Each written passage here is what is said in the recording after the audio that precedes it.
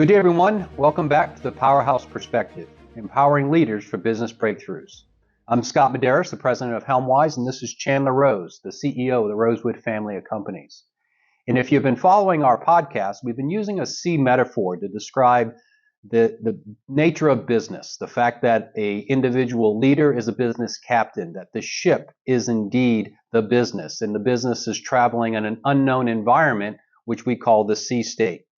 So in the past couple of podcasts, we've covered such things as knowing yourself. As the captain, do you know who you are? Do you understand what your values are? Do you understand what the overall organization is trying to achieve? And the business itself, and understanding, again, its vision, and also understanding that where the captain is trying to deliver that business to. So today we're going to continue that discussion, and we're going to talk more about understanding where you are and where you are going. So now as the captain on board this ship that you now have confidence is capable of taking you to a destination, the question is where do you chart it to? So today we'll talk about where are you and where are you going? So Chandler, how would you like to begin? Certainly where you are. So we talked about orienting yourself to the boat, or yes, examining yourself, and then now it's time to really consider, as you know, and much more expertise than I, who spend some time on the water. You must locate yourself before you can figure out where you're going. So we use an analogy or metaphor of thinking in the airport, or if you're at a mall and you walk up to that display and lays out the whole mall or airport for you, and they forget to put the X where you are.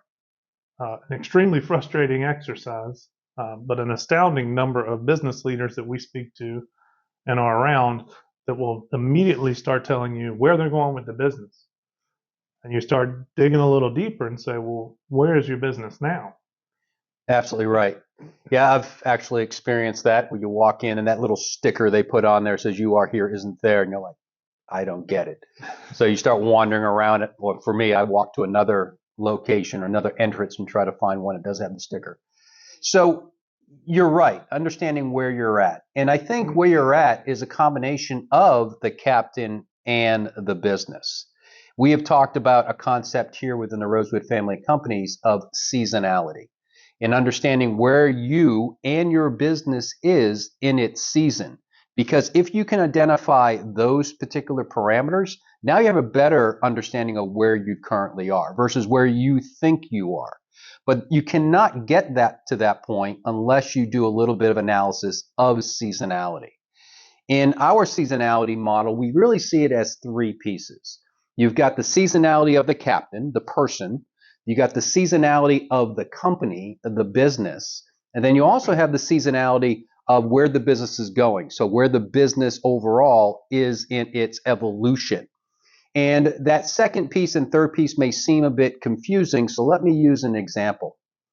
If indeed you are a member of a company, let's take myself, I'm the chief execution officer of the Rosewood family of companies, as well as the president of HelmWise. So those are my roles, right? But also as a member of that company, what is my alignment or my understanding of the company overall? Am I new to the company? Have I been with the company since its evolution? So there is a seasonality of my time inside of the business. But then there's also seasonality of the business itself. Is the business that I'm running, is it in the startup mode? Is it in the growth mode? Is it in maturity? Or is it in decline? So there's a piece of me, there's a piece of me in the company and a piece of the company in its overall evolution. Each one of those goes through a series of different seasons. And unless we understand where we are in each of those seasons, it can become very confusing of where we're starting from. Let's break down seasonality, I think, a little bit so people understand what we're talking about, because it's a concept that I learned from Chief Kelvin Cochran, who was the former Atlanta fire chief, and I was listening to him speak once at an event, and we were just talking about why does it seem like you repeat yourself over and over in business? Right when you get your business up and going and you get your feet under you, it feels like, good things happen. You get growth, you bring in new leaders, and all of a sudden you're back to the basics, back to reinforcing the values, talking about what we're offering our customers, re-entrenching culture, and it can be frustrating. And he was talking and he said, well, seasonality, think of it this way. Obviously have the seasonality of crops. So, you You cultivate the land, which is the work to get it prepared before you even sow it. So you're out, you're working hard. And so you're trying to get that ground fertile, ready to accept the seed. You plant the seed, and you tend those seeds throughout the growing season, and then you get to harvest, and then it starts over again. So, well, I can see that. It makes sense. Then he put it into the relationship of, or into the context of relationships. And he said, well, think of your spouse. If you have a spouse that's a long-term spouse, you first met them, you saw them, and you said, man, I would like to go out with that person.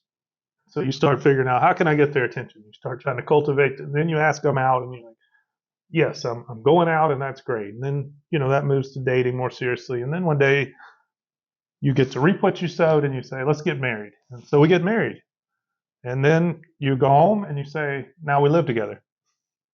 Now we have to figure out how to live together and what we're going to do as a married couple and what we want to establish. And so that creates a whole new set of rules, relationship with your friends, your family, lots of things change. So you start cultivating that marriage, you start sowing into it, you start tending it and making sure it's going well. Kind of get through that first year or two, depending on how quickly you want kids. And then you go, man, we've got it going on. We've got it figured out. And then you decide to have kids. And so then all of a sudden that relationship changes. The things you used to like to do, having date nights, going on trips, going to events, all of a sudden there's another person coming in. So guess what? Time to redefine again that relationship. Right. And so that continues all the way to you see a lot of families, kids go off to college, they empty nest, and the marriage falls apart. Well, what happened after all those years? They had to go all the way back to the beginning and figure out, why did we start this relationship? What kind of relationship do we want? You have to recommit to cultivating that new relationship as if it's the beginning. Right. So into that, work at it, and then you get to harvest. Some of the old 50-year plus people you see at anniversaries, and they're holding hands. And actually, I was in California a few months back. I need to ask Brad Formsma from I Like Giving. We were talking to a couple, and I believe they were 63 years into marriage. Yikes. And holding hands going to breakfast. Wow. That's and impressive. So we were impressed with the fact that they had found that much rekindling of their excitement for each other after that many years. So in my mind, it immediately clicked. I thought, well, you start up a business. You're all excited. All the things that are there. You get your team. We have good chemistry. Like I said, we share values. We have an idea of what we're trying to do, our purpose and our why. And then we set out a goal, our BHAG, and we go to work. And then what happens? You establish it. You have to hire more people. Right.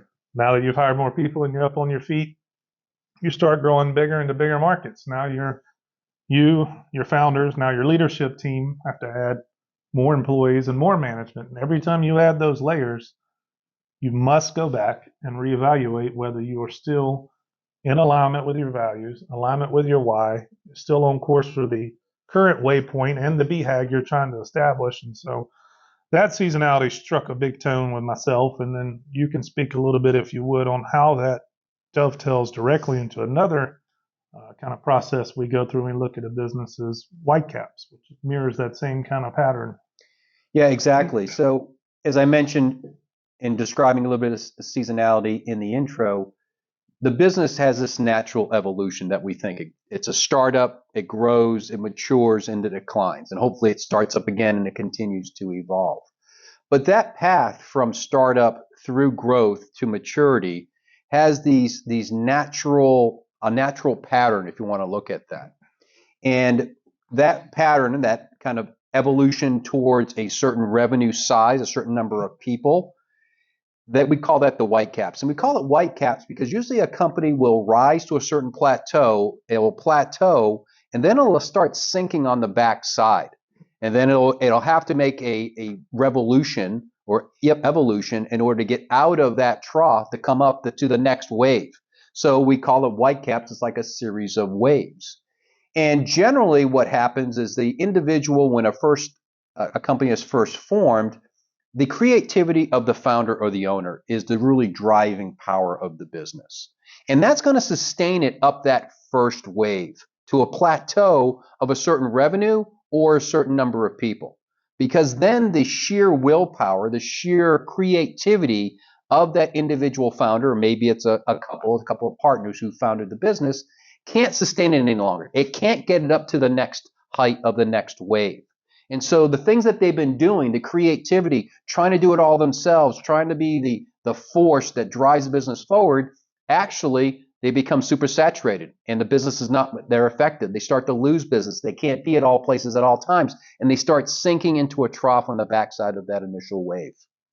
And so at that particular point, they've got to now investigate, well, what do we have to change? Because what we've been doing has worked for a period of time, but it cannot sustain us. So what do we got to change? What's the next evolution of the business to drive us up to the next white cap? And usually what that is we've got to find more people to help. We need to find more leaders. Well, of course, that requires the seasonality you just spoke about. Wait a minute. We've just created this business. We've been running it for the past 2-3 years. I'm used to making all the decisions myself and not consulting with any other individual leaders, whether additional directors or presidents or whoever. And so now that I've got to change the way I work. This is a new season of this business. And so now you have to go through that and you come up to the next white cap. It's going to raise you to a certain level where you're going to now say, I don't have enough leadership. Even though I have more people, I'm not doing a good enough job of getting enough things done. Well, you probably got to find a way to start delegating stuff, which means empowering the employees in order to get up to that next wave. And you'll continue that to the highest levels of a business, up to $50 million plus in revenue and some other things. But as we've seen through our research, every one of those white caps, every one of those peaks, a lot of companies don't make it to the next wave. And so you may have, let's say 96% of companies, I believe the statistic says, don't make it up to $1 million. So now we're talking only 4% make it above $1 million. But get to that next wave, we're talking about 0.4% will make it to that next wave. And as you get higher and higher, it becomes more and more difficult. So if you don't understand seasonality, if you don't understand what is happening to your business, you will start making wrong decisions, and in some cases will accelerate the descent into that valley of death, that backside of that wave.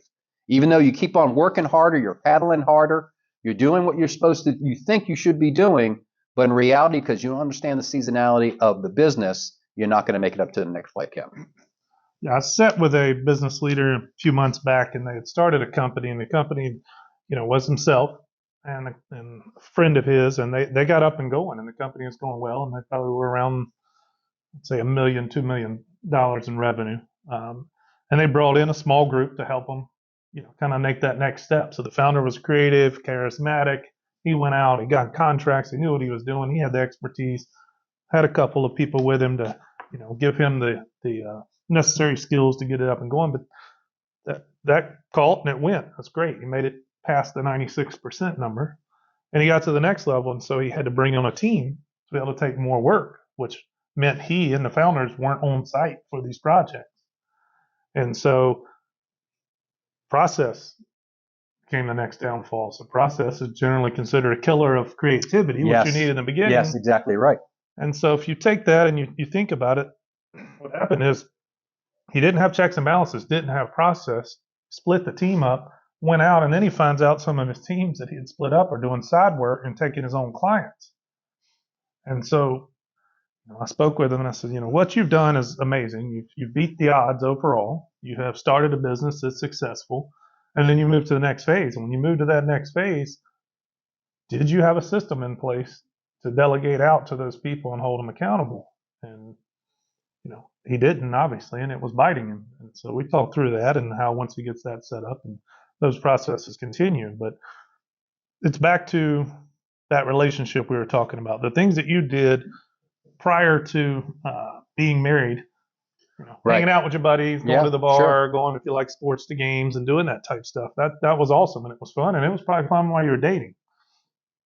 Most people then find out it's not so fun when you get married and start having a relationship. And so often you do have to sacrifice some of the things that you did in the past that may have even been what created the relationship to begin with in order to make the next step. And that next step is worth it. You just have to be willing to sacrifice, step out in faith, go out into that next level of relationship or next level of business. And the reward is there, but it's a tough decision because you've gotten comfortable. And then that next step, Once you overcome that, you'll get comfortable again. And then here it comes around once more. And that continues. And we see, at least in business, Scott mentioned the white caps, and that's from scaling up. And was it Grenier? Grenier from Harvard Business Review has written papers prior to scaling up, and Rockefeller had its own this very statistic that shows how many companies fail. Most of them because they don't want to sacrifice what they did in the past. They want to stick to what they've been doing and think that that's going to be infinitely scalable. Yeah. And there are some examples we can talk about where that does work at certain phases, but overall, when you know internally that you've maxed capacity, something has to go you used to do. A new something has to come in its place, and it has to be aimed at where you're going. So, where are you? Where are you going? That's where we started. So we're back in that ship. We have done our, reckoning. Reckoning, yes, reckoning, finding So a direction. let's figure out where we are. Reckon us and explain to people what that means instead of I reckon in slang terms from the South. Sure. Well, actually, a couple of things before we move on to that.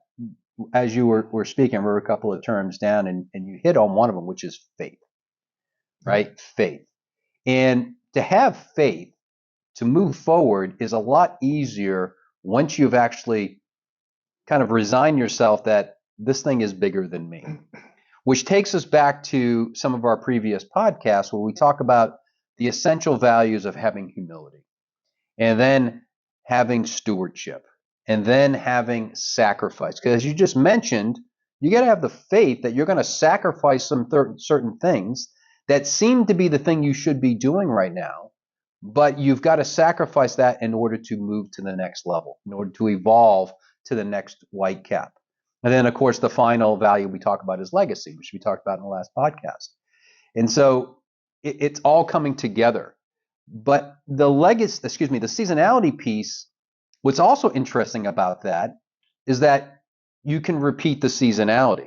So you mentioned this relationship where you're coming up, you are single initially, you establish a relationship, and you go on.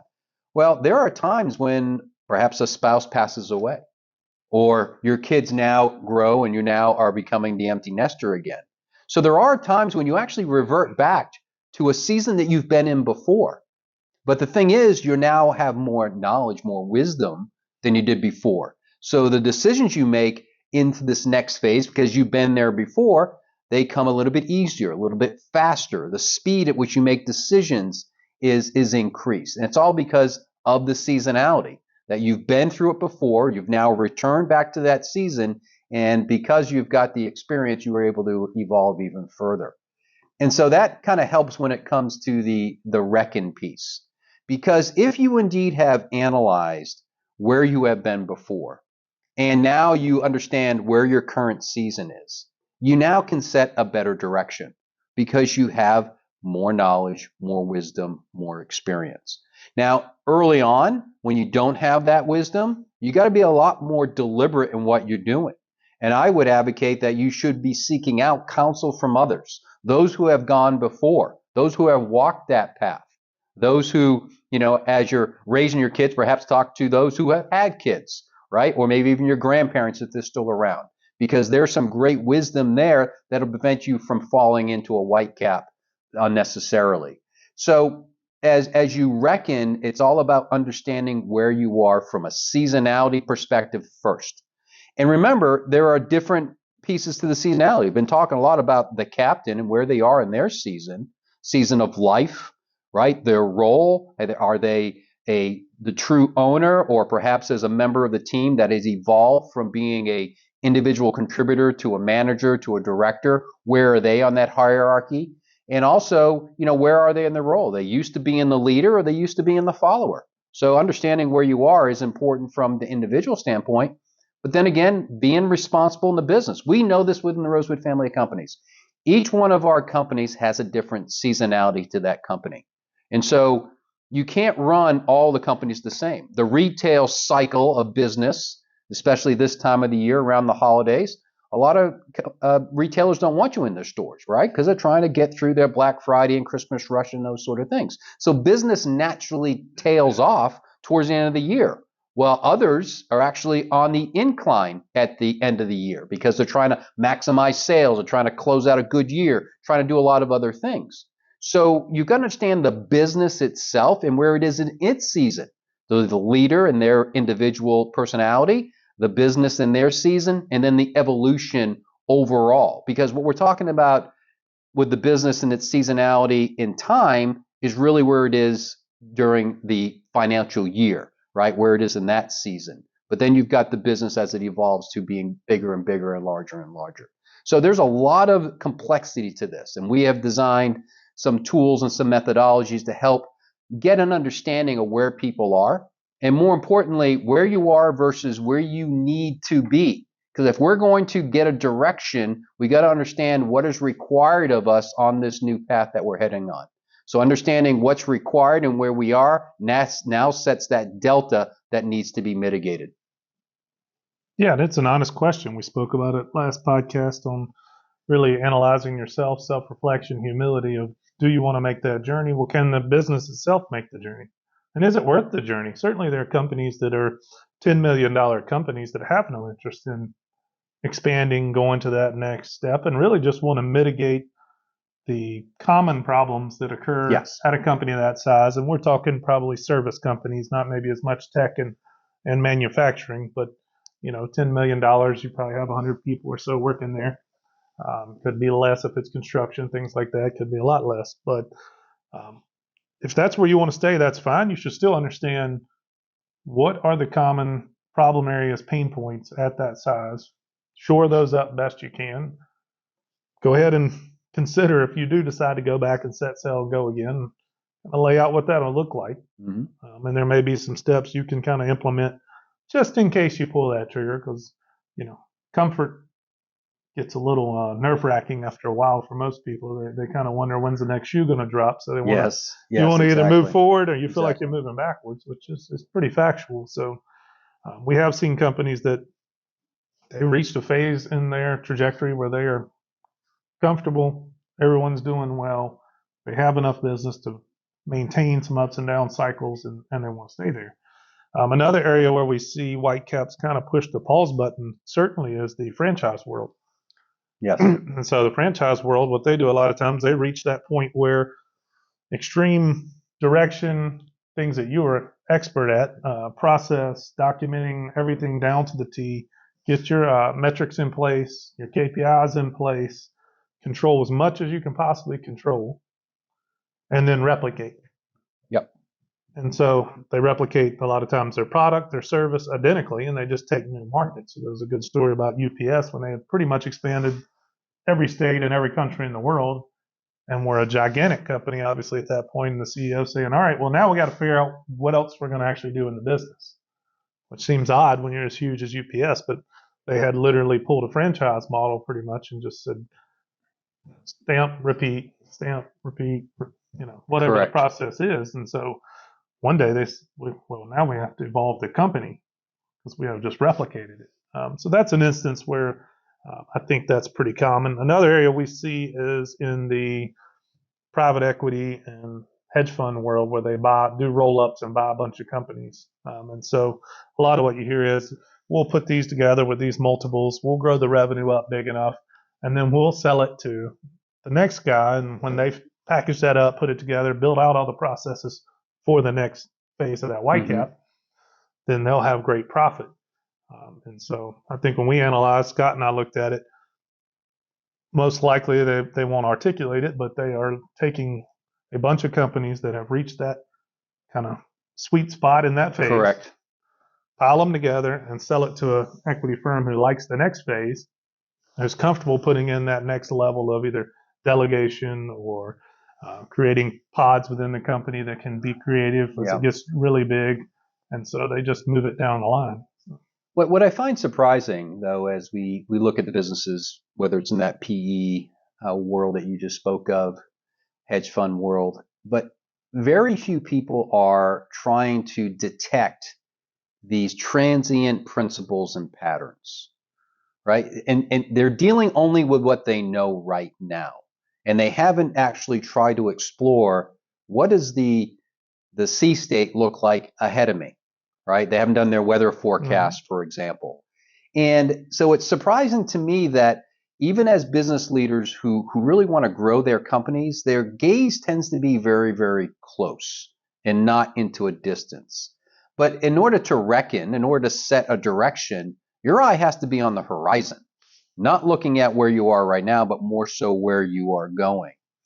And there are quite a few things that are just these transcendent principles and patterns that many business leaders try to alter. It's like you've said this a couple of times, we're trying to alter gravity. Well, good luck with that, right?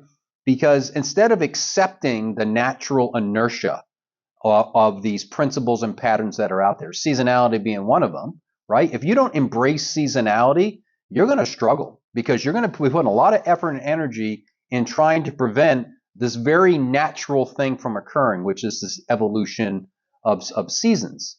And so that those principles and patterns are another important concept of actually setting the direction and reckoning is what are those things that are out there that we should consider, or more importantly, at least be aware of? And then if we are aware of them, what are the triggers or what are the things that we can put in place that will give us an early indicator that this is coming? And then we can trim the sails on the old sailing ship, or we can navigate around this potential storm that's coming in because our gaze is ahead on the horizon and not here right now and being so short-term focused. Or better yet, what we see often is they end up sinking the ship because of not what's in front of them.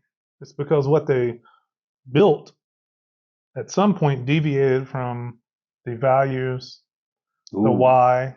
Yes. They didn't ensure that they secured the operational requirements, the fundamentals of business before they took all that growth and went on an acquisition spree or just took a huge amount of growth themselves. And so higher, well, you're obviously diluting values. You're diluting whether or not you really can assimilate those people into your beliefs. And it may not manifest when you're on an upward trajectory. So you're, instead of growing at 15%, you're growing at 13 or 11%, you don't notice. And we've seen this at some huge corporations that we do business with that didn't really notice. I saved $1 on the balance sheet, or I rolled this up and my revenue went up. But when you do notice is when it starts to flatten. When you reach that plateau, and then you start sliding back down the next part of that dip. And so there's two sides you can really screw up. We try to say control what you can control. Right. So recognize your patterns, white cap, seasonality, same thing. Think about your career, your first job. What made you successful at your first job? Working hard, showing up on time, all those things are hugely important. Then you got the next position and creativity and how you come up with your own self-starting and things you're going to do. And then you move up into, maybe lower management, and it is developing some and managing some KPIs or some metrics to make sure your team is well aware and informing them. And then you get upper management and you're now helping set all the tasks and direct the team on what's going on. And then all of a sudden you flip the ship and you're now up on top of the bridge. Right. Maybe not as the captain, but as the co-captain or the navigator or whatever it is at the top. And now you've got different concerns. And so every one of those takes a different skill set. And you must recognize when it's changed and where you need to go improve yourself, change your attitude, change the way you treat, potentially the people beneath you. Because at some point you stop being a manager, you start being a leader. Well, now the biggest thing is all those people below you, they know how to do their job mostly.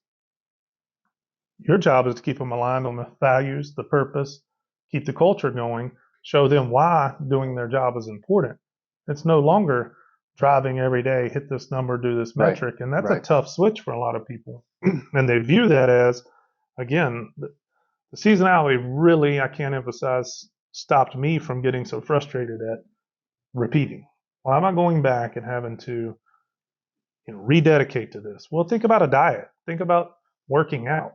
Think about sports. If you play sports and you move up from middle school to high school to college to pro, semi-pro, even within there's gigantic differences, at least in baseball, between a rookie league and a AA, AAA, night and day. Every one of those, you have to rehone your skill, go back to the basics, see if your fundamentals are there. So when you apply that more broadly, you lower the amount of frustration with yourself and certainly with the people you're trying to lead and mentor. Because why am I here again talking to this person. I just worked with them, a year ago, 2 years ago. Well, they're at a whole new phase in their career. They have to reconsider how they talk to their, fellow employees, the employees below them, Yeah. the things they're responsible for. And so self-inflicted wounds, you can certainly limit probably, I wouldn't say most easily, because it seems to be actually one of the hardest ones to do, which goes back to your humility and self-reflection. But we see it pretty often. Your value proposition is X, you get some opportunity that looks amazing. Now all of a sudden you're over here on a different path. And Right. uh, Yeah. One of the words I wrote down, you mentioned that word frustration. And this discussion about seasonality is important in that regard. I mentioned a moment ago about what you need and where you are, and there's this gap. Well, the fact that you're aware of that gap should help with the frustration. So you're not really going to pull your hair out. I've been very effective at that. You're not going to pull your hair out because the person doesn't get it. They're not going to get it because they aren't there in their seasonality. But you go into that with your eyes wide open. And now you can start to slowly bridge that gap and build that individual and surround that individual, or provide as a leader, provide more oversight to allow them to kind of bridge that chasm in that gap between where they are and where they need to be, and get them there. And the other piece that you mentioned, which is so important, we've talked about it from the beginning of this podcast series, about this alignment, about this communication around the values and the why. And even in this case of seasonality, if you are communicating with your leaders, and those leaders are communicating and truly care about the managers and the employees underneath them, and they're keeping everyone aligned and informed, we should collectively be able to go through these choppy seas, these white caps, to get to the next destination. But if you keep them out of the loop, or purposely are not keeping them in the loop, then now you're going to fight the unknown. You've got rumor, innuendo going around. You've got, why are we doing this? And misalignment. And then suddenly it's every person for themselves. And you can prevent all of that if you continue to keep your head up, understanding where you are, where you're going, and then communicate that path to your leaders and the leaders down to the crew. another one we look at in that category is not just inside of the business, but right back to the family. So you have a leader that has done really well. You must align, if you're in a family situation or even a long-term spouse situation, if you're going into a high growth or a turnaround or a startup phase, and you have not aligned your spouse and potentially your children with the amount of time and effort it's going to take to go through this next phase of business, you're asking for major trouble. And as a owner, or as a leader who has another leader in the organization, understand even if they perform flawlessly prior, in other instances, their world has shifted. And so it is time to sit down again and go, hey, you're in a new phase in your life. There's new priorities appropriately, and those priorities need to be consulted as well on, this is what it'll take to get from this waypoint where we are now to where we want to go. And are your dependents, cohabitants, whatever you want to call it, is your wife, your spouse, your husband on board? And they need to be, because if not, it's going to be very difficult to focus on the task at hand. No one wants a captain, if we go back to the sea, that's not paying attention. Yes. It's distracted. Exactly. Obviously, right. Let's take us off of business, go to the military. Obviously, they cover this quite a bit before deployments and things like that. Yeah, brief the spouses what to expect. Make sure they can run the household in the absence of the wills and estates. Yeah, wills and estate, powers of attorney, all of those things, yes. So the reality is they try to seal up as many things as they can control that are also very important. Obviously, the service members' family is very important. But we're going to control as much as we can control in order to allow focus on the task at hand, so that they don't die, and their service members that depend on them don't die. Well, most businesses a lot of businesses, I guess, there are situations where people could die, but most of the time we're not talking life or death, but we are talking someone's actual life, their livelihood. And so we Yes. need to be aware of that, understand the gravity of, do you really want to stay on the helm for this next leg? And who all has been briefed on it and who all is aligned on it? And then we can take off. Yeah, which brings me to another piece, and maybe we'll introduce it here and cover it in more detail in the next podcast. But it's now you've understood where you are, understand where you're going. Now the question is, how do you know where you are along that journey, from where you are to where you're going? So if you're indeed that captain who's had that very difficult conversation with their long-term spouse, and they understand that they're really putting in long hours, well, is that for the next year, the next 10 years? And how do you know whether or not you're getting out of the storm, whether the sea is going to get more rough or the sea is going to get calmer? Well, that's all about having measures and triggers and ways to predict what's coming up in ahead of you on this journey. And I think that's an important piece too. But if you don't start with where you are and where you're going, then you can't put the pieces in between there. So you've got to have a starting point and end point. And now we can talk later about the measures, the KPIs, the rocks.